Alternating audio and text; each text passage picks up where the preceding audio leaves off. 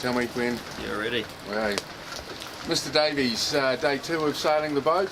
Just your thoughts on today, just your feelings. It was a pretty awesome day. Like, we had 4 hours of sailing on the water.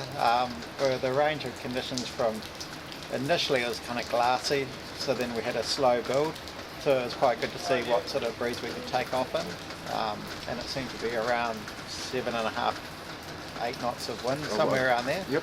So that's not bad for early days. We'll keep working on technique and hopefully bring that down a little bit more. But then, yeah, boat was, once you're up in that light air, you just keep staying up for a long, long time. Yeah, we noticed you go through the full gambit of jibs today. So you started on, we think, number 1. Yep, yeah, we number obviously 1. nearly full hoists, full J. Yep. Plenty of grunt in that. Yep, no, and as much grunt as you need in that light air, because the boats are quite tender, yep, as we also saw. So you don't need a huge amount more sail area in that light area. As soon as you're foiling, you don't need the area. Understand. So that was, more the shape is critical rather than the area. Yep. Okay, we noticed pre the whoopty, we noticed one bow stuffing when you're going downwind.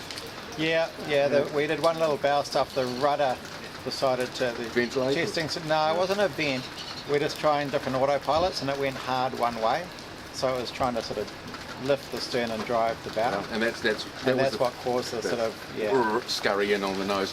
And in that you still had steerage. It wasn't like No, we still had steerage, and the big flary bow. It's just sort of trying to push the bow down. Yep. So, bit of water about, but no stress. Just shake it off and off you go. Yeah. Okay. Then we did a jib change. Yeah. Alongside the chase boat. We got pushed off. The boat seemed to swing quite bow down. Yeah. The capsize there. We pushed off. Didn't have enough forward momentum. Started going backwards. So now we're slowly just going backwards. So now to get the boat out of slowly going backwards, you sort of invert the mast the other way to drive the stern to windward. We're slowly going backwards, getting out of irons, and then we went into a slow capsize, because while you're not moving, there's obviously no lift on the foils. So you really have to keep the boat going forward to then get lift on the foil to gain riding moment. So that was, the lesson there is just keep the boat going forwards.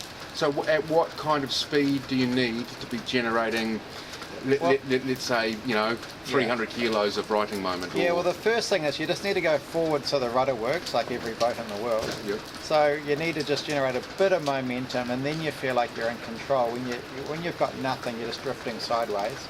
So that was the situation we're in. Once you're going forward, you got a bit of rudder steerage, then you can nurse the boat wherever you like.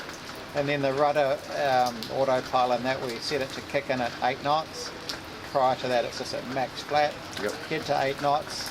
The autopilot starts doing its thing, but it's still wanting to be at max flat. And then it's just trying to keep the boat, as much power as we can get out of the foils, so you can load the boat as much as you can with the sails, and then eventually we'll, take off and you set the ride high. You seem to be. That's our 20 minutes. Oh, you don't